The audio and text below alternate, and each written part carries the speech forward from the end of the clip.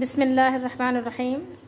दोस्तों और साथियों, आइए हम आपको आज दही जमाने की तरकीब बताते हैं कि आसान तरीक़े से आप दही कैसे जमा सकते हैं। गर्मियों का सीज़न है, दही बहुत मुफीद और फ़ायदेमंद है। तो आइए आसान तरीक़े से अपने घर में दही जमाइए। और अगर इसके अंदर पानी आ जाए तो ये भी अच्छा है, जैसे थोड़ा सा आपको यहाँ नज़र आ रहा है।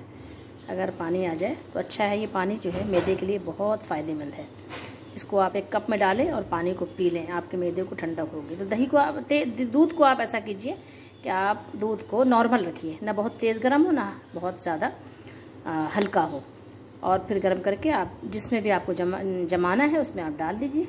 और उसके बाद थोड़ा सा दही डाल दीजिए। दही कितना डालना है आपने, बस जैसे ये है इसमें से थोड़ा सा दही इधर डाल दिया, थोड़ा सा दही आपने यूँ डाल दिया। और इस तरह से यानी आप 2-3 तरफ डाल दें। बहुत आसानी से ये, अगर आप सुबह को डालेंगे तो शाम को, और अगर शाम को डालेंगे तो सुबह, ये आपके लिए तैयार हो जाएगा। फिर आप इसको चाहें तो शक्कर डाल के खाएं, चाहें तो आप इसको लस्सी बना लें। ठीक है, बेहतरीन दही आपके लिए ये तैयार हो गया आसानी के साथ।